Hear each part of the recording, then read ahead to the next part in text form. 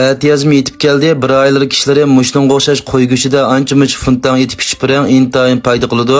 Bugun men tafsiliy o'gitib qo'yay. Oldi bilan qo'y go'shining sumaklik yerini chanib olgandan keyin qolgan materiallarni rasmni ko'rsatilgandek tayyor qilib olamiz. Qozonga muvofiq miqdorda moy qo'yib, qo'yning sumaklik go'shini silib qo'rib olamiz. Ajrim uchun boshqalarning foydalanib qolish uchun bir tal yurakni, inkas rayonga gullarni, xo belgilarini yo'llab qo'ying. Qo'shmagan do'stlar meni qo'shib oling. Qo'y go'shini qo'rib, musholatga kelgandan keyin oldi bilan bir qo'shq atrofi tuz silib etib, bosh piyoz, zanjivil, samsoq, sho'xlarni silib qo'raymiz. Bularni silib, normal o'tda 1 minut atrofida qo'rib etsak ta'm chiqadi. Endi buning rangiga bir qo'shq lozjang, yarim qo'shq pomidorjang solamiz. Qo'rib rangini qizartib olgandan keyin buningga cho'qim sovuq suv joylaymiz. Odam sonimiz qarta suv joylab olsak bo'ldi. Suv qaynagandan keyin kupukchilarini pok suzib elitimiz.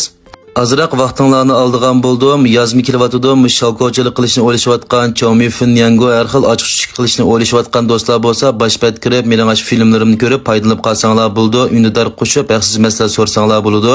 Suv qaynagandan keyin kupukchilarni pok suzitib, o'tni intayin past holatda 30 minut atrofida qaynatib, suvni pishirib olamiz.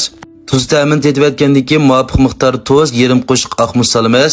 Keynidan oldin tayyorlab qo'ygan basay, funtiyav to'g'rib olgan lampong, mur, changan samsoq, ochiq suv, palaklarni silib, qachig'i tangshab suv iste'mol qilsak bo'ldi. Ugunib olgan bo'lsanglar, haqsiz bo'lgan bir tal yurakni, inkas rayonga gullarni yo'llab qo'yinglar. Qo'shmagan do'stlar qo'shib olinglar.